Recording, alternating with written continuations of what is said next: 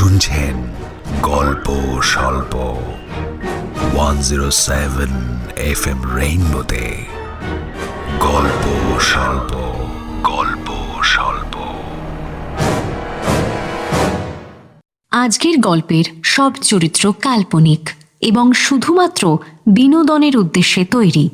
বাস্তবের সঙ্গে এর কোনো রকম মিল সম্পূর্ণ কাকতালীয়। কারোর সংবেদনশীলতাকে আঘাত করা আমাদের উদ্দেশ্য নয়। হিংসা ও খুনের মতো অপরাধমূলক কাজকে 107 FM রেইনবো সমর্থন করে না। তারই সঙ্গে সমাজের প্রতিটি নারীর শক্তি, সাহস, মেধা ও অবদানের প্রতি শ্রদ্ধাশীল। নারী জাতির প্রতি কোনো রকম অনৈতিক আচরণকে FM রেইনবো প্রশ্রয় দেয় না বা সমর্থন করে না। 107 FM রেইনবোর গল্প স্বল্পতে আজ শুনবেন অন্বেষা রায়ের লেখা তারিখ। অন্বেষা রায়ের জন্ম 21শে ফেব্রুয়ারি কলকাতায়। শৈশব ও কৈশোর কেটেছে দুর্গাপুরে। তিনি পেশায় শিক্ষিকা। লেখালেখির সূচনা শৈশব থেকেই। মূলত ছোট গল্প, উপন্যাস ও প্রবন্ধ লেখেন। বাংলার প্রথম সারির সংবাদপত্রে ও বিভিন্ন পত্রিকায় তার গল্প প্রকাশিত হয়েছে। প্রথম উপন্যাস ছিল মধ্যরাতের সূর্য। আজকের গল্প অন্বেষা রায়ের লেখা তারিখ। গল্পের কথক ও অজিতেশের ভূমিকায় অর্পণ। অন্যান্য ভূমিকায় দেবলীনা, গোপা, সোমক, সুদীপ্ত, রাজীব, উজ্জ্বল, সুনন্দা, দেবারতী ও নম্রতা। গল্পের সূত্রধার সৌমি। শুরু হচ্ছে অন্বেষা রায়ের লেখা তারিখ।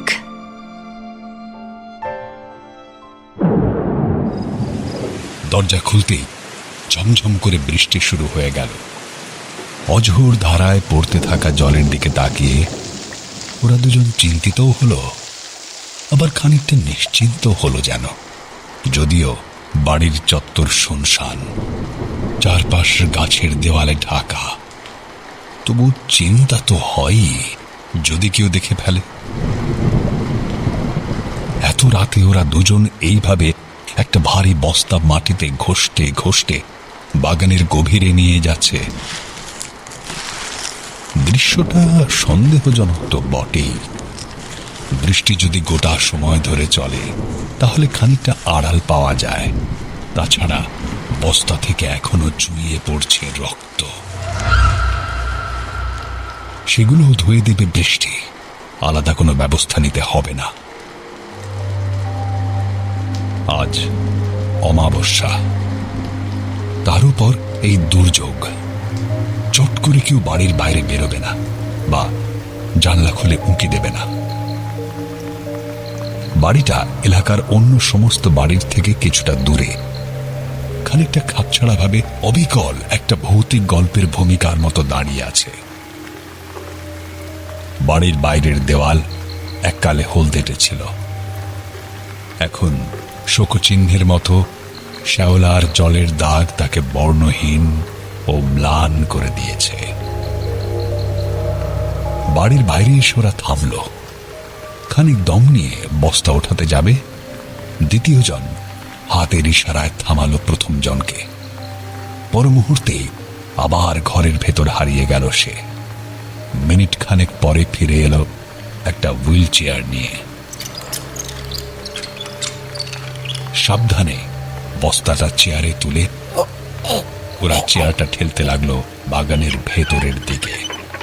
ওখানে মাটি খুঁড়ে গর্ত করা আছে।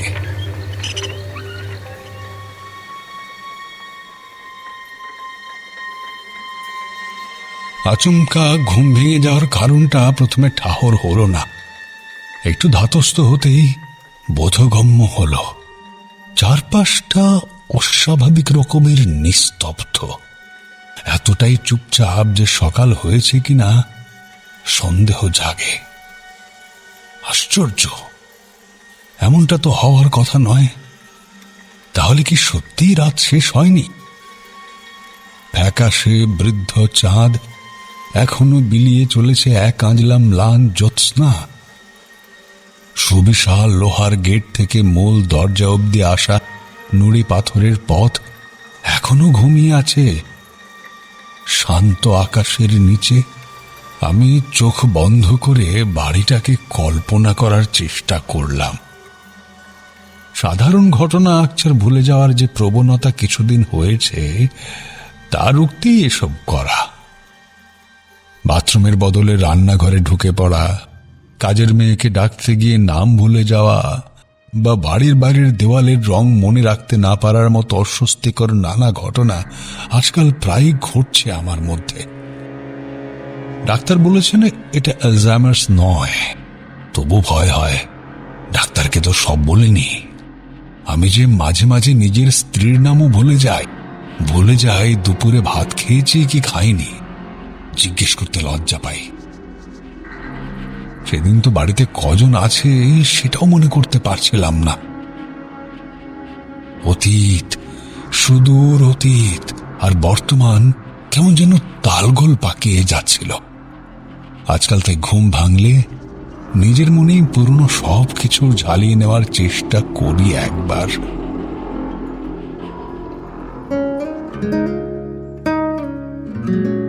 বাবার তৈরি করে যাওয়া এই বাড়িটা এককালে জমজমাট থাকতো সারা দিন। বাবা, মা, আমি, বিভা আর আমাদের 2 ছেলে, অরুণ, বরুণ। বাবা মা মারা যাওয়ার পর অরুণের বিয়ে হয় শিবানীর সঙ্গে। অরুণ শিবানীর মেয়ে রাকা। মুখ ও বধির হলেও মেয়েটি প্রাণবন্ত। দুপায়ে নুপুর পরে সে ছুটে বেড়াতো গোটা বাড়ি। ঝুমঝুম শব্দে মাতোয়ারা করে দিত চারদিক। মেয়েকে চোখে হারাতো অরুণ। বিভা আর বরুণ অনেক চুপচাপ ছিল তখন, তবুও বাড়িটায় সর্বক্ষণ একটা খুশিয়াল আমেজ থাকত। তবে সেসব বেশ কয়েক বছর আগের কথা। এখন এই বাড়ি, তাকে ঘিরে রাখা বাগান, সবই কেমন বিষাদময় হয়ে থাকে সর্বক্ষণ। যেন দৃষ্টিহীন সত্তা দিয়ে ওরা অনুভব করে চেপে রাখা সমস্ত যন্ত্রণা। আমি মাথা ঘুরিয়ে জানলার দিকে তাকালাম। সকাল হয়েছে কিনা জানা দরকার। বাড়িটার এই নিঃশব্দ কাঁটার মতো বিচ্ছে। দৃষ্টি ঝাপসা। গাঢ় রঙের পুরু পর্দা সময় সম্পর্কে কোনো খবর দিতে পারল না। আমি ঘাড় ফিরিয়ে পাশে তাকাই। বিছানায় বিভা নেই, অর্থাৎ সকাল হয়েছে। দিন রাতের ব্যাপারটা নিষ্পত্তি হতেই অস্বস্তিটা ফিরে এলো দ্বিগুণ হয়ে। এমনটা তো হওয়ার কথা নয়, আজ হঠাৎ হলো কি? ঘুম আমার কাছে এক দুর্লভ বস্তু, ওষুধ ছাড়া আসে না। তার মধ্যে চারপাশ আচমকা নিস্তব্ধ হয়ে গেলে সে পালায়, যেমন আজ হয়েছে। বিভা উঠে পড়েছে মানে ঘড়ির কাঁটা 6টা পার করে গেছে, অথচ আশপাশে উল্লেখযোগ্য কোনো শব্দ তরঙ্গ নেই। 70 বছরের পুরনো বাড়িটা যেন ঘুমিয়ে আছে। বাইরে বৃষ্টি পড়ার একটানা ঝুমঝুম শব্দটা বাড়তে খেয়াল হলো শহরে তখন বর্ষা। বাড়িটাকে চারদিক ঘিরে রাখা আম, কাঁঠাল, জাম গাছের বাগান গত 3 দিন ধরে অবিরত ভিজে চলেছে। 3 দিন নাকি তারও বেশি মনে করতে পারলাম না। দিনগুলো আজকাল কেমন যেন একই রকমের লাগে সব। হাতলে হাতলে চশমাটা খুঁজে চোখে দিলাম, দিতে চমকে উঠলাম। ঘড়িতে 9:30। মনে পড়ল আজ রবিবার, বরুণের ছুটি। শিবানীরও আজ রাকাকে নিয়ে আলোতে যাওয়া নেই। কাজের মেয়ে রমার আজ চাপ একটু বেশি। সাধারণত রবিবার করে বিভার যাবতীয় জামা কাপড়, বিছানার চাদর সব কাচতে দেয়। কিছুটা ওয়াশিং মেশিনে, বাকিটা রমাকে। রমা, বিভা, শিবানী, বরুণ, কাপড় কাচা, রান্নাবান্না সব মিলিয়ে রবিবার সকাল মানে বাড়ি তোলপাড়। থেকে থেকে বাথরুম, বারান্দা, সিঁড়ির মুখ থেকে উত্তপ্ত শব্দ ছুটে আসে। সঙ্গে চলে বাসনের ঠোকাঠুকি, বালতির ঠং ঠং, ওয়াশিং মেশিনের একটানা শব্দ। আজ এসবের কিছুই নেই, বরং কান পাতলে বৃষ্টির ঝুমঝুমির সঙ্গে খুব হালকা মিষ্টি ধ্বনি তরঙ্গ ভেসে আসছে। এই ধ্বনি আমার চেনা। দোতলায় উঠতেই সিঁড়ির মুখে ঝোলানো উইন্ড চাইমের শব্দ। বাড়ি ফাঁকা না হলেও শব্দ আমার ঘর থেকে শোনা যায় না। আজ মনে হলো বৃষ্টির আড়াল থেকে কি যেন ভয়ঙ্কর এক গোপন কথা আমাকে বলে যাচ্ছে উইন্ড চাইমটা। আজ এই যে সব এমন ছবির মতো সাজানো মনে পড়ে যাচ্ছে, এও কোনো অশুভ সংকেত? অন্যান্য দিন তো কত সাংঘাতিক ঘটনাও ধরে রাখতে পারে না স্মৃতি। সে যে সেদিন না, আজকের মতোই ঘুম ভেঙেছিল সকাল সকাল। শরীর ঘষে বিছানা থেকে নেমে হুইল চেয়ারে বসেছিলাম। রোজকার মতো ক্যালেন্ডারের পাতা বদলে ঘরের বাইরে বেরিয়ে গিয়েছিলাম। শুধু কি ঘরের বাইরে বেরোনো, আমি চলে গিয়েছিলাম ডাইনিং টেবিল অবধি। সেদিনও মনে হয় রবিবার ছিল, অথবা অন্য কোনো ছুটির দিন।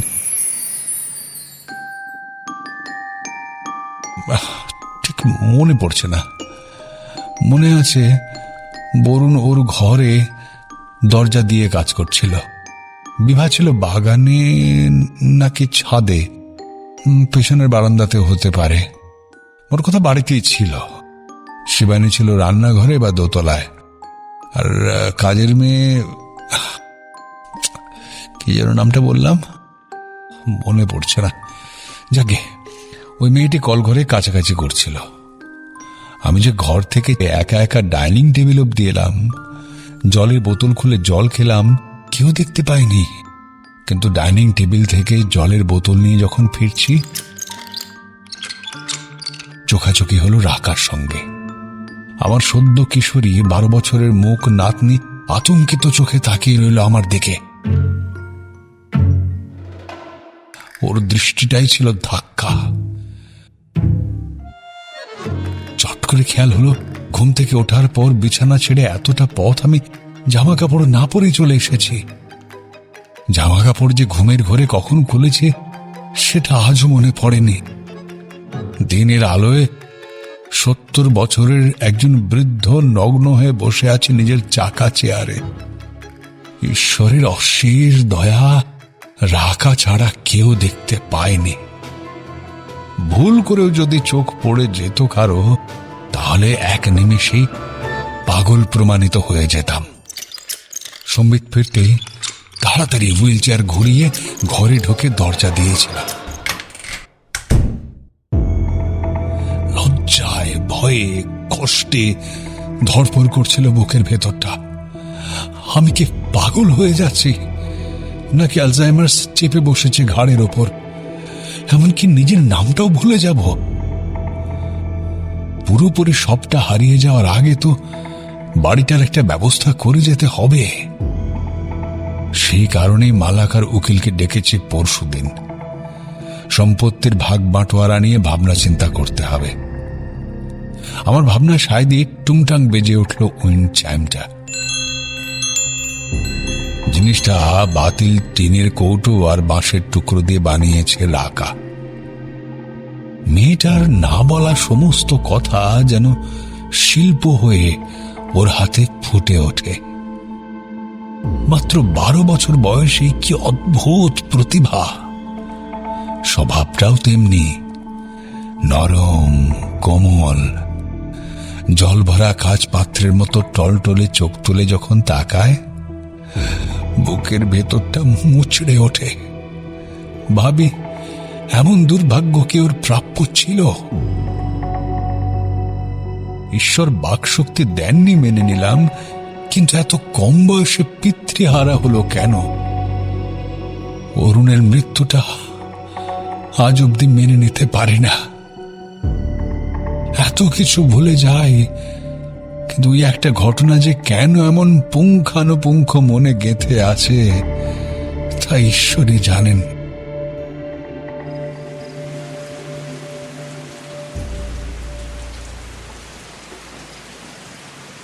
আমি আরেকবার চারদিকে ভালো করে তাকাই। আজ আজকের সকালটা নানা কারণে অস্বাভাবিক লাগছে। কেমন একটা অশুভ তরঙ্গ যেন আষ্টে পৃষ্ঠে বেঁধে ফেলেছে গোটা বাড়িটাকে। শিবানীর কিছু হয়নি তো? সেদিন রাগের চরম মুহূর্তে শিবানীর গায়ে হাত তুলতে গিয়েছিল বরুণ। কি দোষ?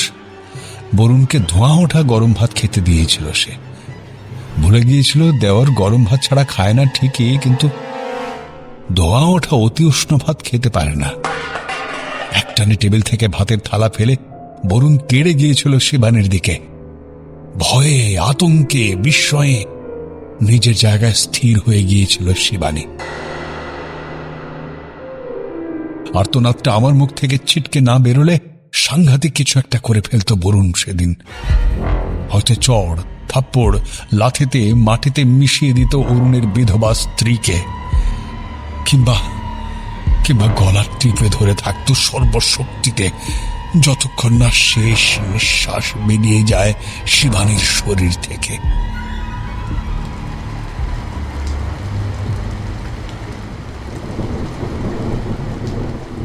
ঘটনাগুলো না ঘটলেও আমি সমস্ত সম্ভাবনা টের পেয়েছিলাম সেদিন, যেমন আজ পাচ্ছি। বাড়ি জুড়ে ছড়িয়ে থাকা এই নৈশব্দ আমাকে অস্থির করে দিচ্ছে।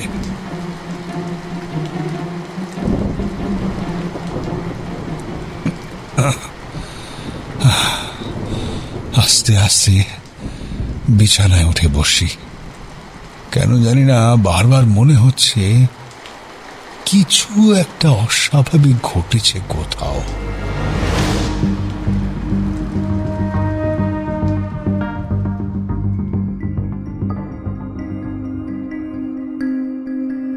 সেরিব্রাল অ্যাটাকের পর দীর্ঘ 1 মাস হাসপাতালে ছিলাম। বাড়িতে আসার পর প্রথম বরুণ আমাকে চেয়ারে বসিয়ে দিত। ওর শক্ত কাঁধে ভর দিয়ে খাট ছেড়ে হুইল চেয়ার অব্দি নামতে নামতে এক গভীর প্রশান্তি ঘিরে ধরত আমায়। সন্তান সে যেমনই হোক, যত রূঢ়, যত দুর্বিনীতই হোক, কাছে এলে ভরসা যোগায়। আমি তাই এই বৃদ্ধ বয়সে অরুণের কাঁধে হাত রেখে ভাবতাম, এমনি ভাবে একদিন পুরোপুরি পাল্টে যাবে ছেলেটা। কথায় কথায় মেয়েদের অপমান করা বদমেজাজি মানুষটা হয়ে যাবে একেবারে ওর দাদার মতো ভদ্রলোক। ভালোবাসা, দায়িত্ব, কত কিছু বদলে দেয়। বরুণকে বদলাতে পারবে না, কিন্তু আমাকে এবারও হতাশ করল বরুণ। কিছুদিন পর অন্যান্য কাজের মতো এই কাজের দায়িত্ব শিবানীর ওপর ছেড়ে দিয়ে ও সরে গেল। মেয়েটা বিনা প্রতিবাদে মেনে নিল। সকালে ঘড়ির কাঁটা ধরে বিছানা ছাড়ে বিভা, তারপরে চলে আসতো শিবানী। মশারির বাইরে থেকে নরম গলায় ডাকতো আমাকে, বাবা সকাল হয়ে গেছে, উঠে পড়ুন। ঘুম ভেঙে যাওয়ার অনেক পরে ধীরে ধীরে চোখের পাতা ফেলতাম আমি। শিবানীর ম্লান মুখের দিকে তাকিয়ে কষ্ট করে হাসতাম। ওর গলা শুনলে প্রতি সকালে আমার পাশে এসে দাঁড়াতো অরুণকে হারানোর স্মৃতি। সেই সাদা কাপড়ে ঢাকা নিথর দেহ, তার উপর আছড়ে পড়ে শিবানীর কান্না, আর বরফে খোদাই করা মূর্তির মতো বিভার স্থির হয়ে দাঁড়িয়ে থাকা। চোখের পাতা মেলা থেকে হুইল চেয়ারে বসতে বসতে এইসব দৃশ্য আমার চোখ ছুঁয়ে যেত। একদিন তাই রোজকার এই দায়িত্ব থেকে ছুটি দিলাম শিবানীকে। বললাম, তুমি ধরো না আমাকে, দেখি চেষ্টা করে নিজে নিজে পারি কিনা।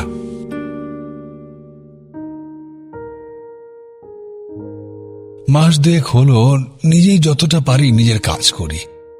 ডান পায়ের পাতাটা আছে, ঘুম ভাঙলে তাই একটা লাঠিতে ভর দিয়ে শরীরটাকে দুলিয়ে চাকা চেয়ারে ছুঁড়ে দিই। চাকা না ঘুরিয়েই টেবিলের উপরে রাখা ডেট ক্যালেন্ডারের পাতা উল্টাই। আজ চাকায় হাত দিতে আঙুল একটা অস্বস্তি হলো।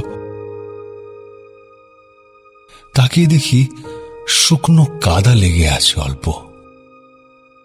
কাল তো বাগানে যাইনি, তাহলে কাদা এলো কোথা থেকে? আজ 8 তারিখ, 8ই জুলাই, রবিবার। অরুণ বেঁচে থাকলে আজ ওর আর শিবানীর বিয়ের 13 বছর পূর্ণ হতো। এত পুরনো একটা ঘটনা চট করে মনে পড়ে গেল তো।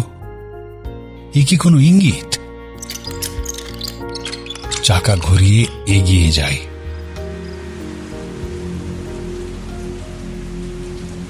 বাড়িটা এত চুপচাপ কেন হয়ে আছে? কেউ কি নেই বাড়িতে?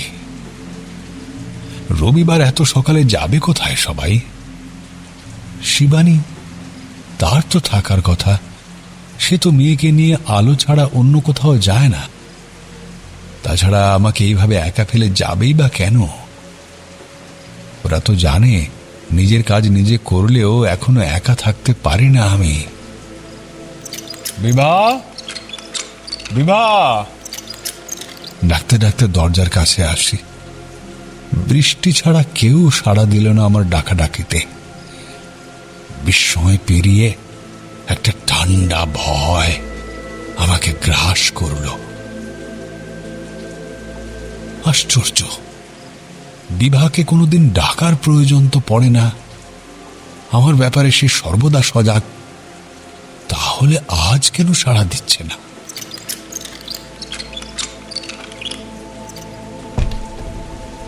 দরজার পাল্লা খুলে ঘরের বাইরে এলাম। বারান্দা থেকে জলো হাওয়া ছুটে এসে চোখে মুখে ঝাপটা দিল। আবার খটকা। দরজা ভেজানো কেন? হাই সুগার আছে বলে আমার ঘুমের ব্যাপারে বিভা বরাবরই খুব কড়া। নির্দিষ্ট কয়েক ঘন্টার বেশি বিছানায় থাকতে দেয় না। 6টায় উঠে দরজা খুলে রেখেই বেরিয়ে যায়। আজ তাহলে অন্যথা কেন? শুধু তাই নয়, দরজাটা রীতিমতো চেপে লাগানো ছিল, যেন কেউ চায় না আমার ঘুম ভাঙুক। ঘরের সামনে ছোট্ট করিডোরটা পার হয়ে এলাম। না, বিভা নেই। এমনকি শিবানীর দেখাও পেলাম না। যদিও শিবানী আর রাকা দোতলায় থাকে, তাও রান্নাঘর নিচে বলে ওকে একতলাতেই বেশি সময় কাটাতে হয়। আর বিভা হাঁটু ব্যথার জন্য সিঁড়ি ভাঙা এড়িয়ে চলে। নিচের তলায় আমি, বিভা আর বরুণ থাকি। আজ রবিবার, বরুণের ছুটি। তাকেও দেখছি না কেন? বরুণ কোথায়? বরুণ, বরুণ! নিজের কানে নিজের গলা আতঙ্কিত শোনায়। গোটা বাড়িটা থমথমে হয়ে আছে। শুধু একটা না, ঝমঝম ঝমঝম, যেন বৃষ্টির কোনো যান আমাকে এই পৃথিবী থেকে তুলে অন্য গ্রহে নিয়ে এসেছে। আমি দ্রুত সিঁড়ির সামনে এসে থমকাই। দোতলায় সিঁড়ির মুখে দাঁড়িয়ে বিভা চুপচাপ। পেছনে কালো পর্দার মতো ছায়াচ্ছন্ন দোতলা। বিভা, সবাই কোথায়? চলে গেছে। কড়কড় শব্দে দূরে বাজ পড়ে কোথাও। অবাক হয়ে আবার, চলে গেছে মানে? কোথায় গেছে? হ্যাঁ? বিভা উত্তর দেয় না, চুপচাপ সিঁড়ি মুছতে থাকে। এসব কি বলছো তুমি? না না, এ হয় না। কেন হয় না? কে ও? তোমার কে? যার সম্পর্ক আছে তা রাকার সঙ্গে আছে, বাকি সব তো। আমার মন সায় দিচ্ছে না। তাহলে চোখের সামনে সব শেষ হয়ে যেতে দেখে যাও। একটা কথা জেনে রেখো, রাগ শুধু শুধু পুষে রাখলে তা তোমারই ক্ষতি করবে। তাকে ঠিক পথে চালনা করতে না পারলে সব বৃথা। বিভা আমার দ্বিতীয় পক্ষ। প্রথমা স্ত্রী আভা ওরই বড় বোন। বিভাকে যখন বিয়ে করি তখন ওর মাত্র 25 বছর বয়স। নার্সিং ট্রেনিং শেষ করে সবে কাজে ঢুকেছে।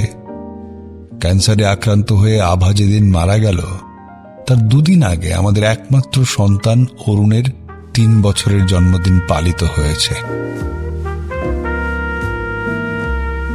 আভা ছিল বিভার সম্পূর্ণ বিপরীত। শান্ত নরম প্রকৃতির, গলার স্বর শোনা যেত না। পরের বাড়ির মেয়ে হলেও শিবানীকে দেখি আর আমার আভার কথা মনে পড়ে।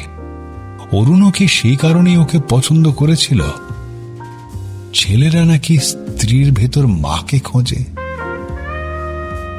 কে জানে।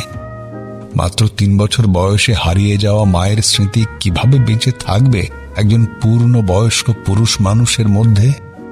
নাকি আভার লেখা ডায়েরি, চিঠি, ছবির অ্যালবাম, যা আমি দীর্ঘদিন আগলে রাখার পর একদিন সকলের অজান্তে তুলে দিয়েছিলাম ওর হাতে।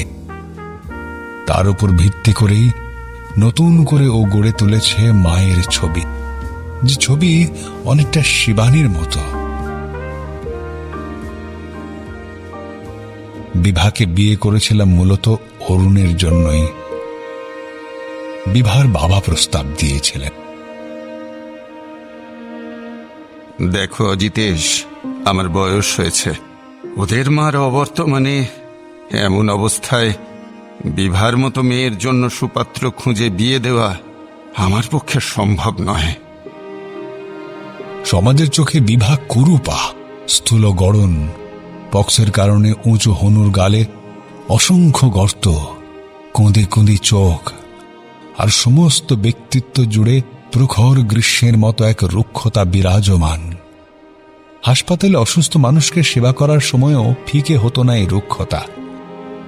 শুধু ছোট্ট অরুণকে কোলে নিলে এক অদ্ভুত মায়ায় ভরে যেত ওর 2 চোখ।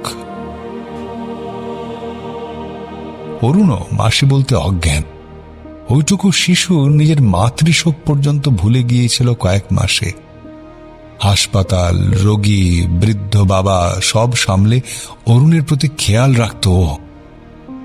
শ্বশুরমশাই বলেছিলেন, তোমার ছেলের দিকটাও দেখো। এইটুকু বয়সে মা হারালো, বাকি জীবনটা যাতে সুস্থির হয় সে খেয়াল রাখবে না?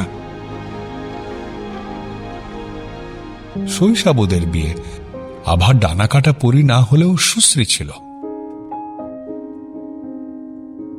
মায়া কাড়া চাল চলন, আমার প্রথম সন্তানের জননী। চোখের সামনে না থাকলেও মন জুড়ে অবস্থান ছিল ওর। বিভার পক্ষে আভার জায়গা নেওয়া কোনোদিন সম্ভব ছিল না, তবুও বিয়ে হয়েছিল। বিয়ের 1.5 বছরের মাথায় আমাদের মধ্যে এসেছিল বরুণ। বরুণ হওয়ার পর একটা অদ্ভুত জিনিস লক্ষ্য করেছিলাম বিভার আচরণে। অরুণ বরুণকে সমান চোখে দেখত না। যে কোনো মা নিজের পেটে সন্তানকে যে পৃথিবীর অন্য যে কোনো শিশুর থেকে বেশি ভালোবাসবে সেটা তো জানাই কথা, কিন্তু বিভাকে দেখতাম উল্টো। বরুণের থেকেও অরুণের প্রতি ওর মায়া বেশি। এক নজরে চোখে পড়ত না, খুব পাতলা, সূক্ষ্ম, অথচ স্পষ্ট একটা তফাৎ। খাওয়ার সময় মাছের বড় টুকরোটা, নতুন জামা কেনার সময় দামি জিনিসটা, বা না চাওয়া খেলনা, বই, শখের জিনিস বরুণের বদলে অরুণ পেত। জিজ্ঞেস করলে ও অস্বীকার করত, কিন্তু আমি খেয়াল করে দেখেছি অরুণের প্রতি এক অদ্ভুত পক্ষপাতিত্ব বিভার মধ্যে কাজ করত। অরুণ বোধহয় ছিল ওর আর আভার মাঝে জন্ম নেওয়া প্রথম শিশু। পাশাপাশি ভালোবেসে বড় হয়ে ওঠা 2 বোনের সাধারণ একটা ভালোবাসার জায়গা। বরুণ তা নয়। বরুণ ছিল আমার আর বিভার এক রাশ অনিচ্ছা আর আপোষের ফসল। হয়তো তাই এই তফাৎ। একটা বলতে পারি, যেমন বরুণকে ও বরাবর তুমি ডাকে, অরুণকে ডাকতো তুই। তবে এই সূক্ষ্ম পক্ষপাতিত্ব আমি ছাড়াও আরেকজন বুঝত। সে বরুণ নিজে।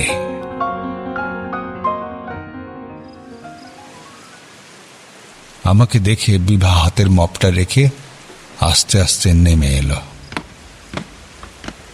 আমি আবার অবাক হলাম। বিভা মপ দিয়ে ঘর মুছছে, রমা কোথায়? আজ রবিবার, রমার আসার কথা। বিভার শর্ত মতো রমা প্রতি রবিবার ঝুল ঝাড়ে আর গোটা বাড়ির মপ দিয়ে মোছে। গোটা বাড়ি মানে বন্ধ ঘরগুলো সমেত। রমা আসেনি? শিবানী কোথায়? তুমি কেন ঘর মুছছ? পরপর প্রশ্নগুলো ছুঁড়ে দিয়ে নিজের উৎকণ্ঠা প্রশমিত করার চেষ্টা করি। বিভা উত্তর দেয় না, গ্লাসে জল ঢেলে গলা ভেজায়। সামান্য পরিশ্রমে ক্লান্ত হয়ে পড়েছে। যদিও বৃষ্টির কারণে গরম প্রায় নেই বললেই চলে, তাও অনভ্যাসের পরিশ্রমে ওর চোখ মুখ ক্লান্ত দেখায়। বরুণ কোথায়? ট্যুরে। এবার মনে পড়ে, আজ অফিসের কাজে বরুণের চেন্নাই যাওয়ার কথা। ছোটখাটো একটা ফার্মে কাজ করে বরুণ, টাকা পয়সা বিশেষ কিছু পায় না, তাই এদিক ওদিক ট্যুরে পাঠায় বরুণকে। এই যেমন আজ চেন্নাই, কিন্তু ফ্লাইট তো রাত্রিবেলা। এখন বরুণ কোথায়? জিজ্ঞাসা করতে বিভা উদাস মুখে বলল, অফিস হয়ে যাবে বলেছে। রবিবার অফিস, তাও আবার এই দুর্যোগের মধ্যে? শিবানী কোথায়? রাকা? বিভা স্থির চোখে আমার দিকে তাকায়। শিবানী রাকাকে নিয়ে আলোতে গেছে। আজ কি সব ক্যাম্প আছে বলল। চুপ করে যাই। রবিবার ক্যাম্প মানে শিবানী রাকাকে নিয়ে শ্যামবাজারে ওর বান্ধবী রনিতার বাড়ি গেছে। আশ্চর্য, আজ কি মহাবিশ্বে বিরাট কোনো ষড়যন্ত্র চলছে? এত কিছুর মধ্যে আমার রনিতার নাম মনে পড়ে গেল কিভাবে? মনে পড়ল বিভা, বরুণ কেউই শিবানীর এই বন্ধুর সঙ্গে যোগাযোগটা মেনে নিতে পারে না, অযথা অশান্তি করে। ওদের বক্তব্য রনিতার দাদার সঙ্গে একটা অন্যরকম সম্পর্ক আছে শিবানীর। ছেলেটিকে দেখেছি আমি, সাধারণ চেহারার বাঙালি ছেলে, তবে চোখ দুটো অসাধারণ। এত শান্ত আর গভীর চোখ সন্ন্যাসী বা শয়তানের হয়। ছেলেটি কথা বেশি বলে না। আমাদের বাড়িতে শিবানী আর রাখাকে পৌঁছতে যেদিন এসেছিল, সেদিন বাগানে ওর সঙ্গে আমার দেখা হয়েছিল। শিবানী আলাপ করিয়ে দিয়েছিল। ছেলেটি ঝুঁকে আমাকে প্রণাম করেছিল, কথা বলেনি কোনো। কিন্তু শিবানী আর ওকে পাশাপাশি দেখে এগিয়ে এসেছিল বরুণ। সরাসরি ছেলেটির দিকে তাকিয়ে বলেছিল, হ্যাঁ, এসব কি হচ্ছে এখানে? যত বাজে কাজ। অনেকগুলো খারাপ কথা বলেছিল বরুণ। না, ছেলেটা উত্তেজিত হয়নি। শান্ত দৃষ্টি ওর চোখে রেখে খুব আস্তে কি যেন বলেছিল, শুনতে পায়নি। তবে শিবানী আর বরুণ দুজনকেই দিশেহারা লেগেছিল। ও চলে গেলে হুলস্থুল করেছিল বরুণ। বলেছিল ছেলেটা শিবানীকে নিয়ে পালিয়ে যাবে একদিন, বিয়ে করবে ওরা। যদি তাই হয়ে থাকে তাহলে ক্ষতি কি? কতই বা বয়স শিবানীর? 34। 2 বছর আগে স্বামী মারা গেছে। সারাদিন শাশুড়ি আর দেওরের গঞ্জনা শোনা যাচ্ছে। শুধু মেয়েটা আছে বলে সহ্য করে। আমি তো থেকেও নেই। কিছু করার মধ্যে শুধু মাঝে মধ্যে বিভাকে বোঝাতে পারি, বুঝিয়েও লাভ হয় না কিছু। সব কথা মুখ বুঝে শুনে সে শুধু একটাই উত্তর দেবে, ওই মেয়েটাকেই আমি সহ্য করতে পারি না। যা করার করুক, মেয়েকে এখানে রেখে যেতে হবে। ও আমার অরুণের সন্তান। দীর্ঘশ্বাস ফেলি। এই ঝড় বৃষ্টির দিনে এইভাবে মেয়েটাকে নিয়ে না বেরোলেই পারত শিবানী। জানি ওর দম বন্ধ হয়ে আসে এই বাড়িতে। প্রতি মুহূর্তে সামান্য থেকে সামান্যতম জিনিস নিয়ে গঞ্জনা সহ্য করতে হয়। সব কথার শেষে বিভার একটাই বক্তব্য, এই অলক্ষীটার জন্যেই আমার অরুণের সন্তান ওর খুঁত নিয়ে জন্মালো। মানুষের মনের গতি বড় জটিল। শিবানীর প্রতি বিভার এই বিদ্বেষ হয়তো অরুণের প্রতি ওর ভালোবাসা আর অতিরিক্ত অধিকার বোধ থেকে জন্মেছে, বা হয়তো আবার যে ছায়া আমি শিবানীর মধ্যে দেখি সেটা বিভার চোখেও পড়ে। পাতলা গঠন, নরম সুরে কথা বলা, সকলের প্রতি খেয়াল রাখা, দিদির প্রতি ওর স্বাভাবিক যে ভালোবাসা তা কি আমার কারণেই ঈর্ষায় বদলে গেল? বুঝতে পারি না। প্রাতঃকৃত্য সেরে ডাইনিং টেবিলে আসতেই দেখি বিভা চা করে এনেছে। মোবাইল অন করি, বরুণকে একবার ফোন করতে হবে। ওর অফিসের পাশে একটা আয়ুর্বেদ ওষুধের দোকান আছে, সেখান থেকে হাঁটু ব্যথার তেল আনতে হবে। আমার লাগবে বলেই আনাই, কিন্তু আসলে দু একটা লুকিয়ে নকুলকেও পাচার করি। নকুল আমাদের বাগানের মালি, খুব ফাঁকিবাজ, নেশা করে। বিবাদ দু চোখে দেখতে পারে না ওকে। গত সপ্তাহে একজন বকাঝকার পর তাকে কাজ থেকে জবাব দিয়েছে। যাওয়ার আগে নকুল আমার কাছে কান্নাকাটি করেছে। গাছগুলোকে দেখবেন বাবু, খোলের জন্য গর্ত করে গেছি।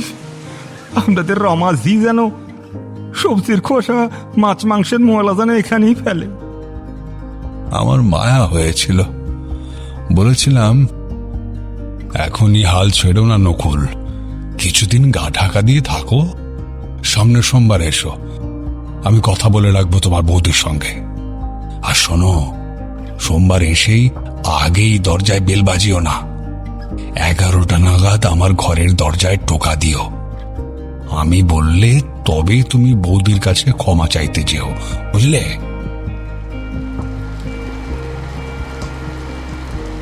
আগামীকালই সেই সোমবার। বিভার সঙ্গে আজই কথা বলে রাখতে হবে। যদি নকুল বহাল হয় তো ভালো, নয়তো সান্ত্বনা পুরস্কার হিসেবে আমার হাঁটু ব্যথার তেলটা দিয়ে দেব। কিন্তু সকাল থেকে বাড়ির এমন অদ্ভুত পরিবেশ দেখে নকুলের প্রসঙ্গ তুলতে ইচ্ছে করছে না। ফোনটা জেগে উঠতে সকালের অস্বস্তিটা ফিরে এলো, যেন অস্বাভাবিক কিছু একটা দেখে ফেলেছি। কিন্তু সেটা ঠিক কি সেটা ধরতে পারছি না, কিন্তু খটকা লাগছেই। বরুণের নম্বর ডায়াল করলাম, ধরবে কিনা জানি না, বেজে বেজে থেমে যাবে। না ধরলে আবার করব। ঈশা আগে বললে ভালো হতো, মনই থাকে না।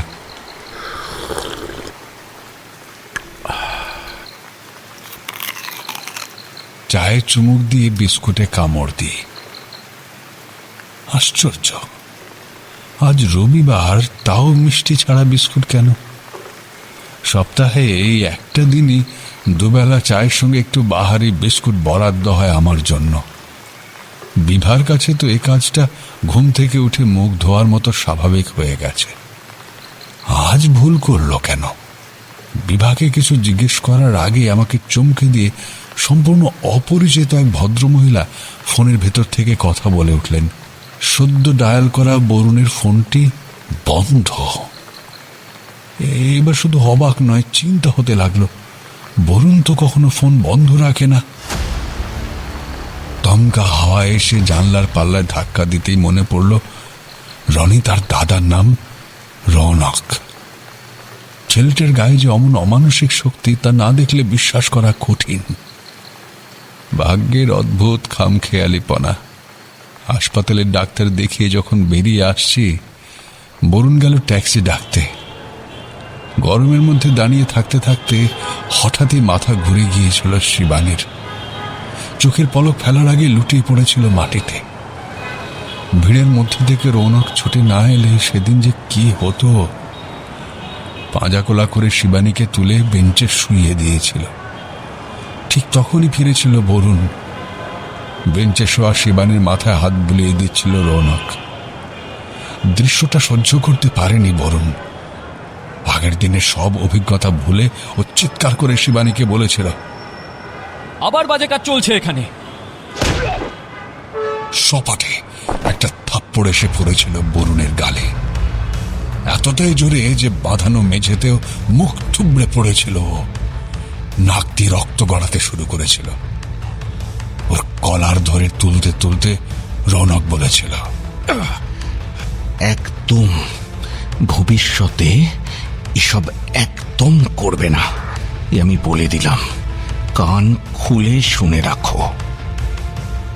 কথাটা এই ফাঁকা বাড়িতে জলো হাওয়া আর বৃষ্টির সঙ্গে মিশে আমার স্মৃতির ভেতর জেগে উঠল। মনে হলো বরুণ অফিস ট্যুরে যায়নি, ও গেছে অন্য কোথাও।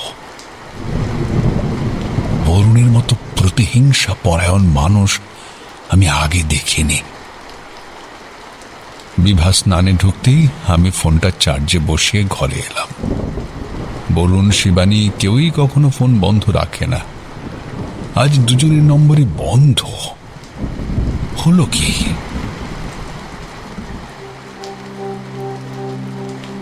বৃষ্টিটা ধরেছে একটু। ঘড়িতে 11:10। টিভিটা চালিয়ে দেখি কানেকশন তো নেই। খবরটা যে শুনবো তারও উপায় নেই। আচ্ছা, খবরের কাগজটা দেখলাম না তো। বসার ঘরের দিকে যাওয়ার জন্য উদ্যত হতেই জানলায় টোকা পড়ল, মৃদু অথচ স্পষ্ট। হুইল চেয়ার ঘুরিয়ে কাছে এসে জানলা খুললাম। নকুল বৃষ্টিতে গায়ের পোশাক চুপচুপে ভিজে, মুখটা কাঁদো কাঁদো। সত্যি সত্যি কাঁদছে কিনা বলা যাচ্ছে না, কারণ মাথার চুল থেকে বৃষ্টির জল গড়িয়ে পড়ছে কপাল আর ভুরু বেয়ে। আমি ধমকে সুরে বললাম, কি রে, আজ কেন? তোকে তো কালকে আসতে বলেছিলাম। নকুল হাও হাও করে কেঁদে উঠল। আপনি মুখ ফেরাবেন না বাবু, দয়া করেন। দিদিমণি অন্য লোক রেখে দিয়েছেন, আপনি দয়া করেন। আমি ঘাড় ফিরিয়ে পেছন দিকে তাকাই। বিভা এখনো স্নান ঘরে।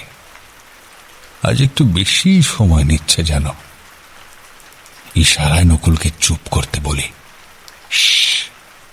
নতুন কোনো লোক রাখা হয়নি, তুই কাল আয়, আজ আমি তোর বৌদির সঙ্গে কথা বলে রাখবো। নকুল একটু ভাবে।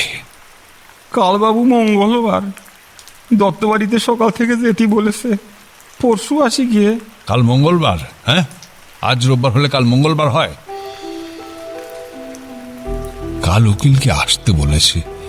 বাড়ির কাগজপত্র দেখিয়ে ভাগ বাঁটোয়ারার একটা ব্যবস্থা করতে হবে। কথাটা মনে রাখতে হবে। আজ এত পুরনো কথা মনে পড়ে যাচ্ছে, লক্ষণটা তো ভালো না। পুরনো ঘটনার খুঁটিনাটি মনে পড়লে দরকারি বিষয় মাথা থেকে বেরিয়ে যায়।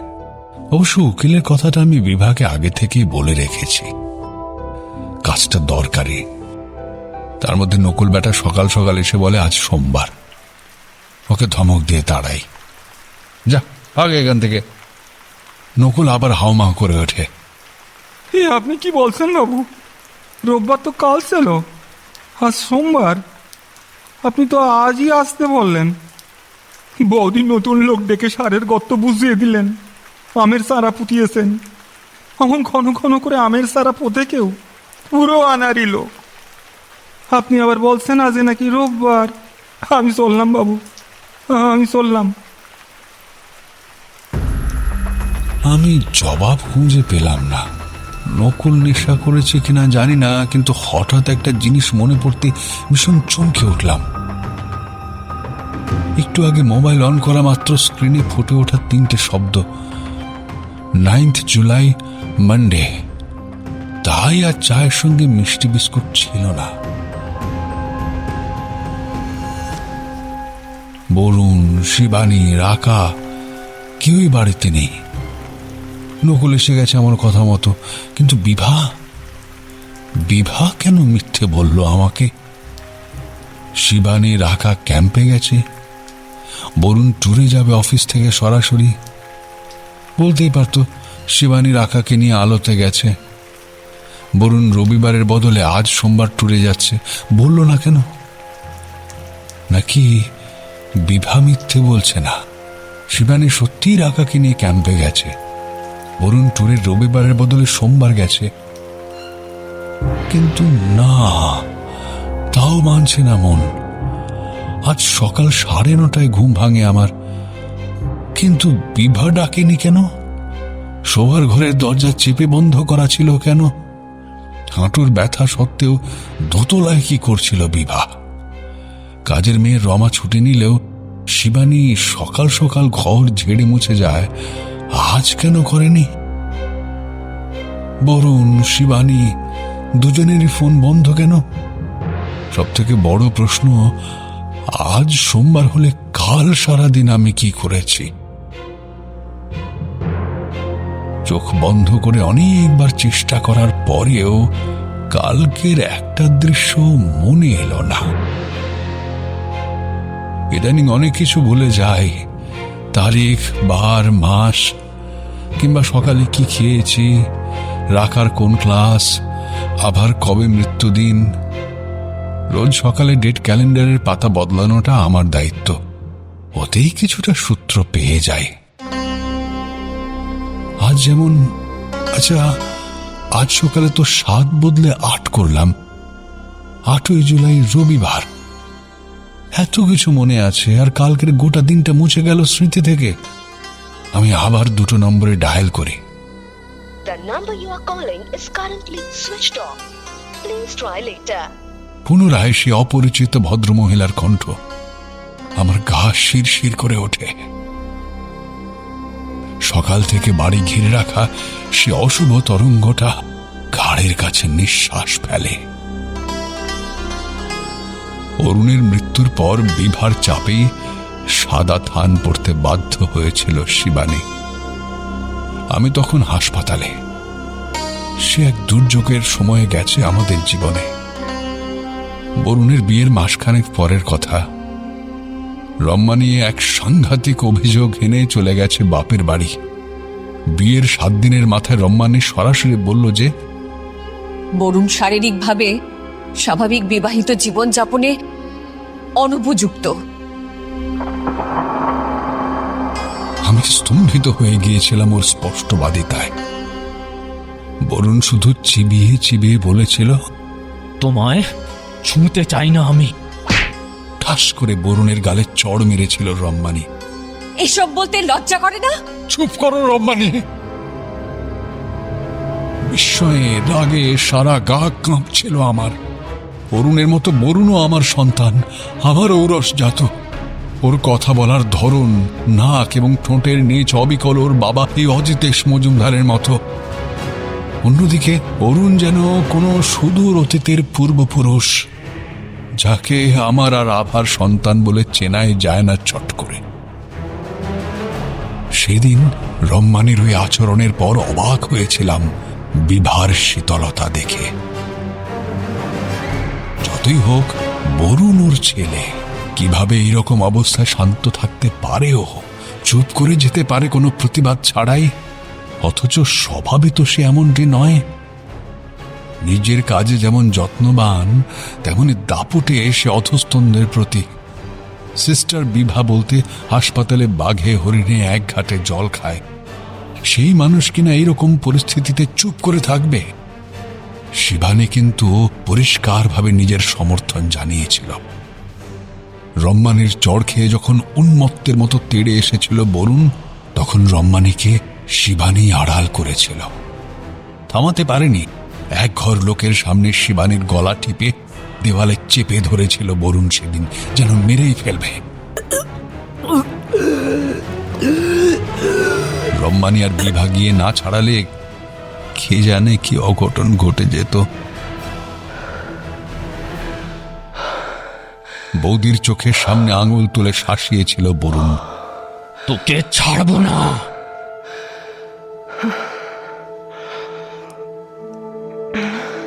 অরুণের মৃত্যুটা অনেক পাল্টে দিয়েছিল বিভাকে। ওর আচরণে সর্বক্ষণ একটা আলো আঁধারি খেলে যেত। হেমন্তকালের রাতে যেমন নিঃশব্দে হিম পড়ে, তেমনি প্রায় সবার অলক্ষ্যে বরুণের প্রতি একটা মায়া, একটা সমর্থন গড়ে উঠছিল বিভার। ব্যাপারটা লক্ষ্য করলাম সেদিন, যেদিন রান্নায় নুন কম হয়েছে বলে শিবানীর দিকে ভাতের থালা ছুঁড়ে দিল বরুণ। আমার গা মোছাতে মোছাতে বিভা শুধু বলেছিল, আর পারে? বউ ছেড়ে চলে গেল, মাথার উপর দাদা নেই, তার উপর সামনে বিস্বাদ খাবার, রাগ হবে না? দিনে দিনে একটু একটু করে বাড়ছিল শিবানীর ওপর বরুণের রাগ, আর প্রত্যুত্তরে মায়ের সহযোগিতা আর আমার মৌনতা। অন্যায় জেনেও প্রতিবাদ করতে পারি না, কি করব? আমার খাওয়া দাওয়া, ওষুধপত্র সব শক্ত হাতে সামলায় বিভা। শিবানীর মতো ভীতু, সহায় সম্বলহীন মেয়ের জন্য বিভার বিরুদ্ধে যেতে মন চাইলেও সাহসে খুলয় না। সংসারের অর্থনৈতিক দায়িত্ব অনেকটাই বিভার ওপরে। চোরা কাঁটার মতো খচখচ করে বিবেক। মাঝে মাঝে প্রসঙ্গ উত্থাপন করি বিভার সামনে, দুর্বল স্বরে আর্জি জানাই, বরুণ আজকাল শিবানীর সঙ্গে একটু বেশি রুড হয়ে যাচ্ছে না? তুমি তো একটু বোঝালে পারো। বিভা উত্তর না দিয়ে খর চোখে তাকায়, সেটাই জবাব। ভেবে দেখলে এই আবেদনের কোনো প্রয়োজনই নেই, প্রতিবাদ তো আমিও করতে পারি, কিন্তু ইচ্ছেটা তেমন জোরালো হয়নি কখনো, কারণ সমস্যাটা শুধু শিবানীরই। রাকাকে খুব ভালোবাসে বরুণ। অরুণ চলে যাওয়ার পর মাঝে মাঝে এটা সেটা কিনে এনে দেয়, পড়া দেখিয়ে দেয়। শিবানী যেন কাঁটা। ফোনটা রেখে বাথরুমের দিকে গেলাম। ভেতরে জামা কাপড় কাচার শব্দ হচ্ছে। আমি দরজায় টোকা দিই। বিভা, বিভা, কি? আজ রোববার তো? হ্যাঁ। খবরের কাগজটা কোথায়? দিচ্ছি। ঘরে ফিরে এসে ফোনের তারিখটা মনোযোগ দিয়ে দেখি, 8ই জুলাই, রবিবার। সকালে কি তবে ভুল দেখলাম? বিশ্বাস হতে চায় না। কি মনে হতে ড্রয়ার থেকে মেডিসিন বক্স বার করলাম। হলুদ, নীল, সাদা 21টা ছোট ছোট বাক্সে সারা সপ্তাহের ওষুধ সকাল, দুপুর, রাতের হিসেবে রাখা থাকে। প্রতি রবিবার রাত্রে নিজের হাতে গুছিয়ে দেয় বিভা। ওষুধের বাক্স গুলিয়ে দিল সব। রবিবার ছাড়া সব খোপ খালি। অর্থাৎ আজ 8ই জুলাই। ছট শব্দের সংবাদপত্রটা হাতের সামনে রাখল বিভা। আর চোখে দেখলাম রবিবারের আসর লেখা ক্রোড়পত্রটি উঁকে দিচ্ছে। নকুল তাহলে সত্যি নেশা করে এসেছিল। নকুল এসেছিল তো? আমি অন্য কোনো দিনের সঙ্গে গলিয়ে ফেলছি না তো আজকে সকালটাকে? আমার ভুলে যাওয়ার রোগটাকে ডাক্তার অ্যালজাইমার্স আখ্যা না দিলেও সাবধান হতে বলেছেন। নিয়মিত হালকা ব্যায়াম, যতটুকু সম্ভব আমার পক্ষে, আর মস্তিষ্কের চর্চা। টেবিলের উপর একটা সুন্দর বাঁধানো খাতা আছে, রাকার বানানো। সেখানে প্রতিদিন 2-4 লাইন করে দিনপঞ্জি লিখে কাঁপা হাতে তুলে নিলাম সেটা। আমার মতো মানুষের রোজনামচায় কোনো বৈচিত্র্য থাকার কথা নয়। সোম থেকে শনি একই ঘটনার পুনরাবৃত্তি। রবিবারের পর রবিবার একই রকম কাটে। যতটুকু হেরফের তা দুশ্চিন্তার, মন খারাপের, আর কখনো কখনো আনন্দের। যেমন আজ রাকার রেজাল্ট বেরোলো। আগের বারের থেকে একটু খারাপ হয়েছে। ক্লাস টিচার বলেছেন ও আজকাল অন্যমনস্ক থাকে। শিবানীর বন্ধু ওকে একটি লিপস্টিক উপহার দিয়েছিল। কবে কে জানে, ঠোঁটে লাগাতে দেখে তুল কালাম কাণ্ড বাঁধালো বিভা। জিনিসটা ছুঁড়ে ফেলে দিল বাইরে। বরুণ রৌনকের নামে খারাপ কথা বলতে বলতে শিবানীর হাত মুচড়ে দিল। এই প্রথম ওর গায়ে হাত তুলল বরুণ। পাতার পর পাতা উল্টে যায়। শেষের খানিক আগে খাপ ছাড়া তারিখহীন কিছু লেখা, খুব ছোট হরফ। চোখের সামনে নিয়ে এসে পড়ি। বাড়ির কিছুটা শিবানীর নামে করে দেব, পুরোটা বরুণকে দিলে ও শিবানীকে তাড়াবে, বিভাকেও থাকতে দেবে না। এটা আমারই হাতের লেখা। পৃষ্ঠার নিচের দিকে রম্মানীর নাম লেখা, পাশে কয়েকটা প্রশ্ন চিহ্ন। পড়ে চুপ করে বসে রইলাম। আমি কি রম্মানীকেও কিছু দেওয়ার কথা ভেবেছি? মেয়েটা গরিব ঘরের ছিল, তবে লেখাপড়া জানা আর সাহসী। তাহলে ওকে সম্পত্তির ভাগ দেওয়ার কথা কেন ভাবব? মনে রাখার জন্য কথাগুলো লিখে কি বড় ভুল করে ফেলেছি? ভুল কারো হাতে পড়ে যায়নি তো লেখাটা। শিবানী কোথায়? ফোন বন্ধ কেন ওর? রাকা কি সত্যি আলোতে গেছে? বিভা রান্নাঘরে রাঁধছে। আমি আস্তে আস্তে ফোনটা তুলে বরুণের অফিসের নম্বরটা খুঁজতে থাকি। বেশি নাম নেই আমার সংগ্রহে, সহজেই পেয়ে যাই। হ্যাঁ, বাজছে বাজছে। Hello, globe travels. আচ্ছা, বরুণ মজুমদারের সঙ্গে কথা বলা যাবে? আমি ওর ক্লায়েন্টের অফিস থেকে বলছি। কিন্তু উনি তো ট্যুরে গেছেন, সামনের সপ্তাহে ফিরবেন। আচ্ছা, ধন্যবাদ। আর ইয়ে ম্যাডাম, আজ কি বার? সরি, মানে কার সঙ্গে কথা বলছো? চমকে দেখি বিভা দাঁড়িয়ে। ফোনটা কেটে দিলেও মিথ্যে বলা সাহস পেলাম না। বরুণকে ফোনে পাচ্ছি না সকাল থেকে, তাই মিটিংয়ে আছে, তাই হয়তো। এসো ভাত খেয়ে নাও, খুব দেরি হয়ে গেল আজ। অপেক্ষা না করে নিজেই ঠেলে ঘুরিয়ে দেয় হুইল চেয়ারের মুখ। টেবিলে পড়ে থাকে ফোন আর রাখার বানিয়ে দেওয়া রোজ নামচার খাতা। রবিবারের পৃষ্ঠাটা খালি। বৃষ্টিটা ধরেছে সামান্য, জলো হাওয়া বইছে। ডাইনিং টেবিলে সিঁড়ির মুখোমুখি আসতেই শীতল একটা স্রোত বয়ে গেল সিঁড় দাঁড়া দিয়ে। সিঁড়ির রেলিং থেকে লম্বা হয়ে ঝুলছে ভেজা সাদা থান, সদ্য কাঁচা হয়েছে। শিবানীর শাড়ি বিভা কেচেছে। দুপুরে খাওয়ার পরে বিভা সাধারণত টিভি দেখে কিছুক্ষণ। আজ দেখলাম ওপরে উঠে গেল, সঙ্গে আমার ফোনটাও নিয়ে গেল। ওতে নাকি চার্জ নেই।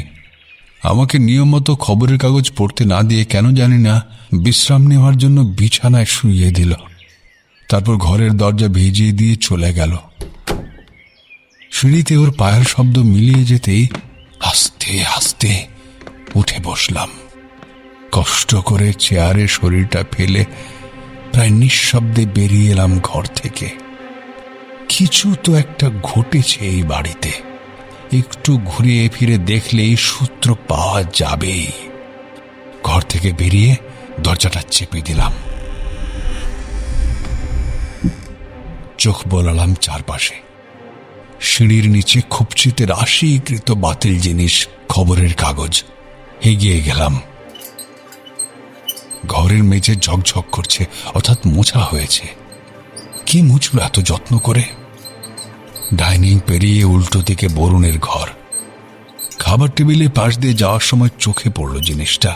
সোফার এক কোণে গড়াচ্ছে ছোট্ট একটা ঝুমুর। আমার খুবই পরিচিত, কিন্তু যা দেখে আমার হাত কেঁপে গেল তা হলো জিনিসটার রং কালচে লাল।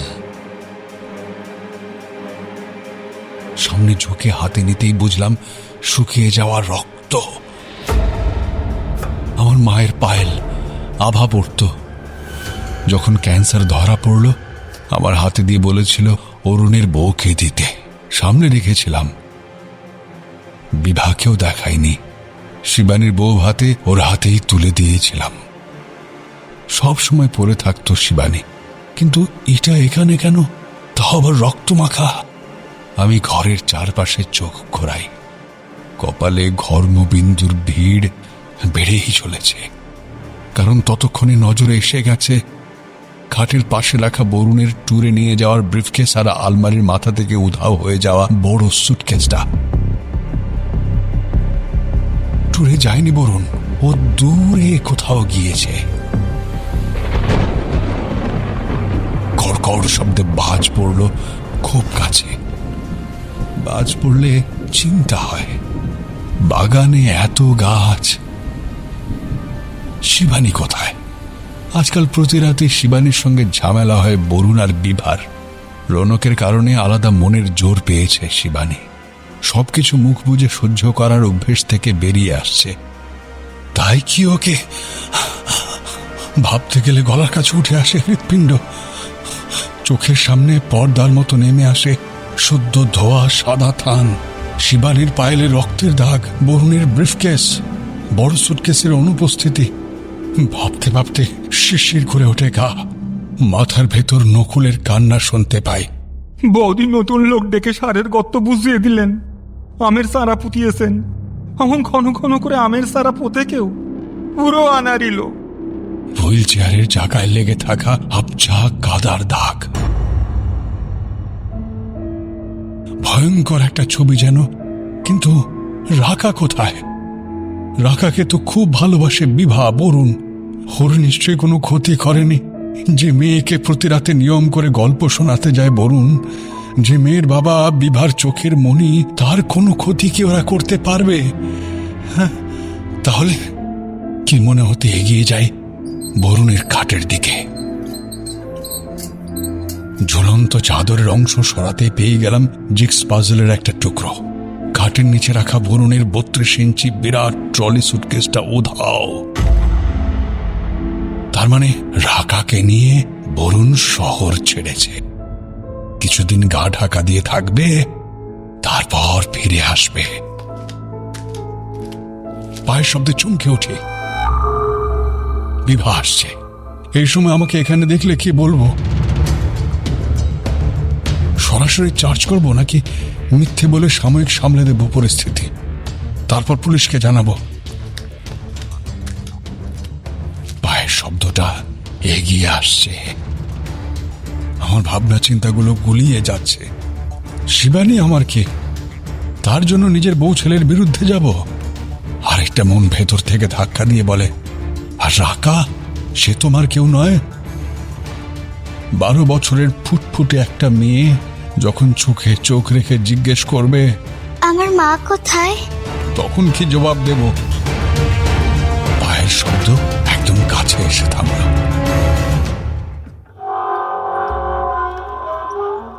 সামান্য দম নিল বিভা, তারপর সোজা ঢুকে গেল বাথরুমে।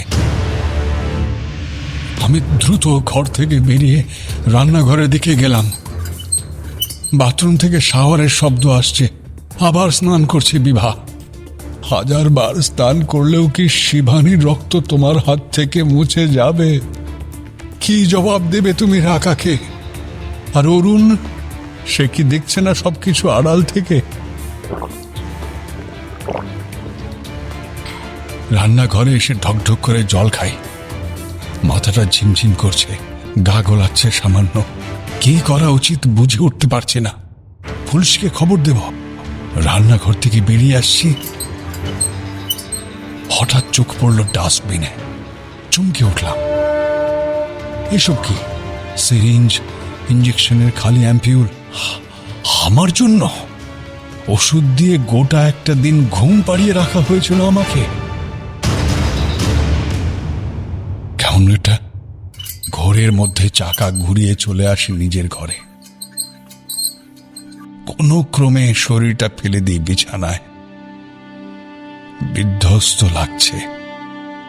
এসব কি দেখলাম আমি? না চাইতেও সামনে কি বাস্তব চলে এলো। বিভা আর বরুণ মিলে শিবানীকে খুন করেছে, নাকি খুনটা বরুণের কাজ? তারপর মা আর ছেলেতে মিলে। আতঙ্কে চোখ বুজে ফেলি। বরুণের প্রতি দীর্ঘদিনের অবহেলার ক্ষতিপূরণ এইভাবে করেছে বিভা। কি করব আমি এখন? পুলিশকে জানাবো? জানি না। সন্ধে পর্যন্ত শুয়ে রইলাম বিছানায়। বিবাহ ডাকতে এলো না। একসময় উঠে রাতের খাবার খেতে গেলাম। দুজনে খাওয়া শেষ করলাম চুপচাপ।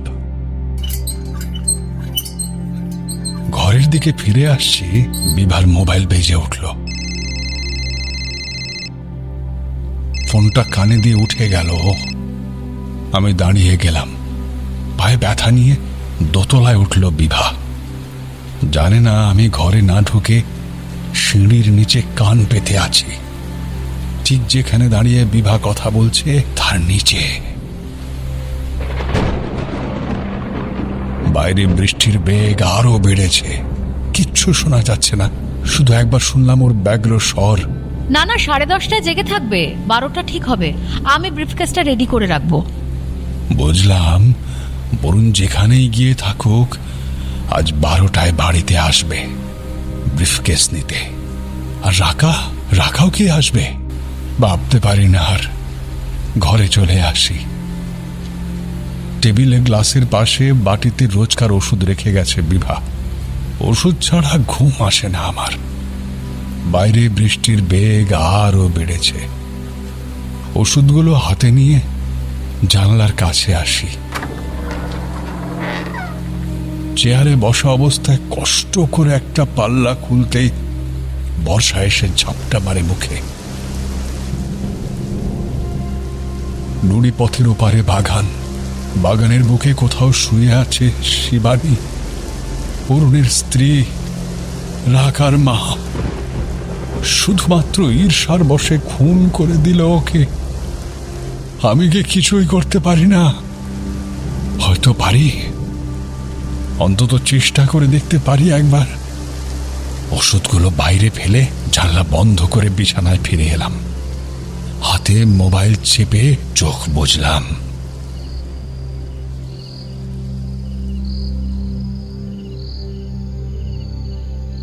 বৃষ্টি থেমে যাওয়ায় নিশ্চুপ হয়ে গেছে চারপাশ। কত রাত কে জানে। আমি ধৈর্য সহকারে ঘুমের অভিনয় করতে থাকি। হঠাৎ হালকা টোকা পড়ে জানলার কাছে। 3 বার। বিভা নিঃশব্দে বিছানা ছাড়ে, পাল্লা ভিজিয়ে বেরিয়ে যায় ঘর থেকে। আমি ঝুঁকি নিয়ে উঠে বসি। অভ্যস্ত কায়দায় হুইল চেয়ারে বসে দরজায় চোখ রাখি। করিডোরের ওপারে ড্রয়িং রুম আধো অন্ধকার। কালো রেনকোটে আপাদমস্তক ঢাকা একটা শরীর ঘরে ঢোকে।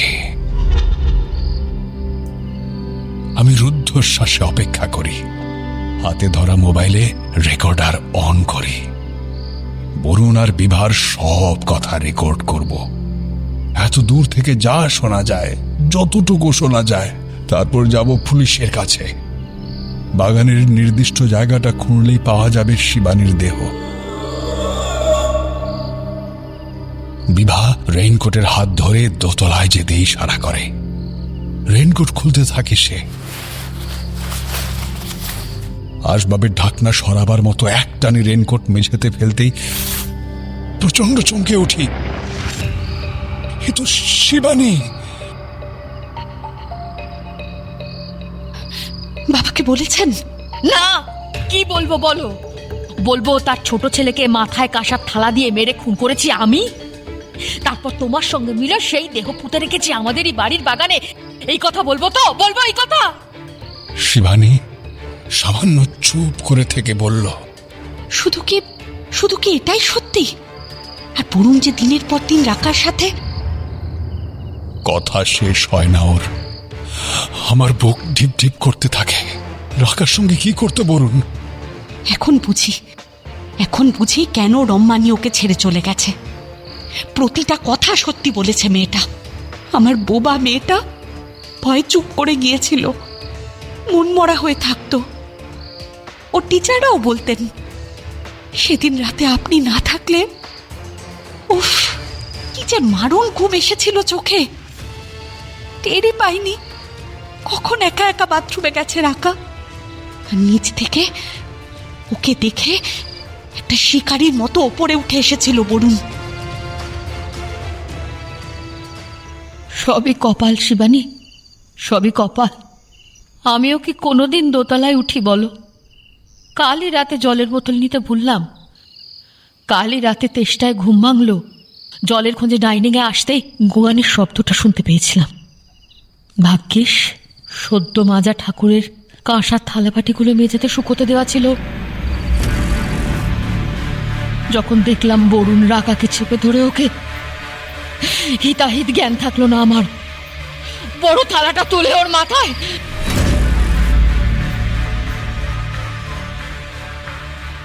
শিবানী জড়িয়ে ধরে বিভাকে। তোমাকে আমি কোনোদিন সহ্য করতে পারিনি শিবানী। তুমি তুমি আমার আর অরুণের ভালোবাসায় ভাগ বসিয়েছ। তুমি আমার অরুণের মেয়ে রাকার মা। রাকা কি তোমাকে ছেড়ে কোনোদিন আমাকে বেশি ভালোবাসবে বলো তো? অথচ অরুণ ছিল আমার পৃথিবী, একমাত্র মানুষ যে আমার রূপ না দেখে আমার ভেতরটাও দেখত, যে বৃষ্টির মতন ভালোবাসা দিয়েছিল আমার মনকে। আমাকে লোকে ব্যঙ্গ করে, ভয় পায়, কামনা করে, ভালোবাসে না। অরুণ ছাড়া কেউ কখনো ভালোবাসেনি আমাকে।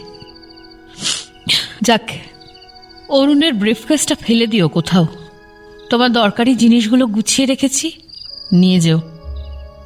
ও হ্যাঁ, দেখো তো দোতলায় রক্ত লেগে আছে কিনা। কোথাও কোনো রক্ত নেই মা, সেদিন আমরা ভালোভাবে মুছেছি। আর সারাদিন বাবাকে আর ডাকাকে ঘুমের ইঞ্জেকশন দিয়ে আপনিই তো সামলালেন সবটা। তাও যে কেন এখন এমন বলছেন? আর আর এটা ছোট একটা কাগজের মোড়ক বিভার হাতে দিল শিবানী। এটা আপনি রাখুন, বাবা দিয়েছিলেন, অরুণের মায়ের স্মৃতি। আমি তো আর এ বাড়ির কেউ নই, তাছাড়া রৌনককে নিয়ে আপনাদের সন্দেহটাও ভুল নয়। সামনের মাসে আমরা রেজিস্ট্রি করব, রাকাকে নিয়ে চলে যাব ফ্রান্স। তার আগে এই পায়েলটা আপনাকে দিয়ে যেতে চাই। একটা ঝুমঝুমি কোথায় যেন খুলে পড়ে গেছে। ওটা তোমার কাছে রাখো শিবানী, ওটার ওপর সবচেয়ে বড় অধিকার রাকার, ওকে দিও। আর হ্যাঁ, আজকের পর কোনোদিন যোগাযোগ করতে যেও না আমাদের সঙ্গে, তাতেই সকলের মঙ্গল।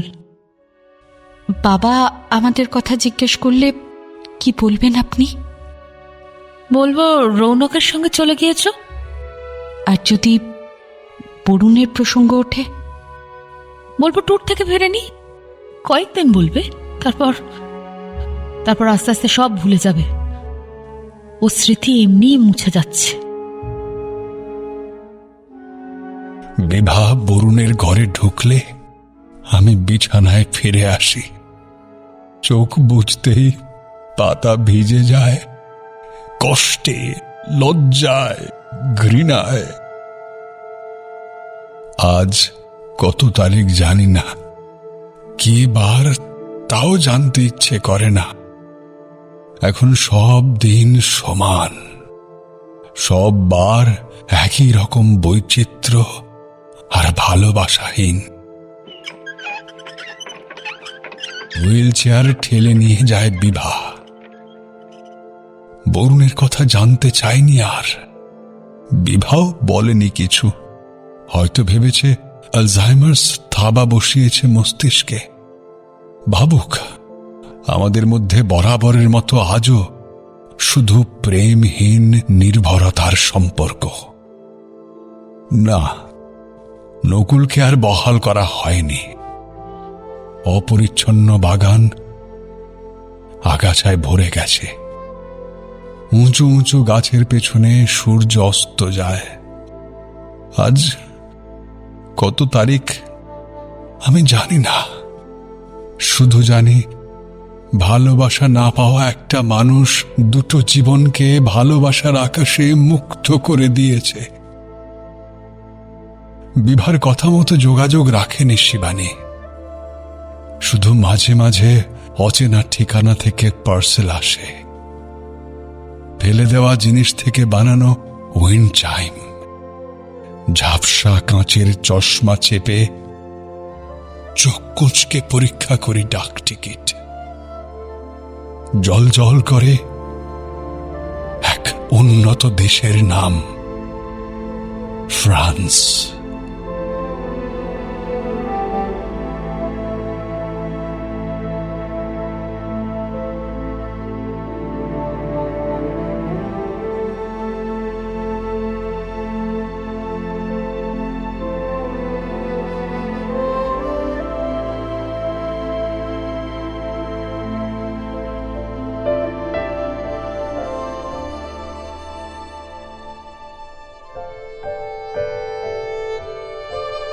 ওয়ান FM রেইনবোর গল্প স্বল্পতে আজ শুনলেন অন্বেষা রায়ের লেখা তারিখ।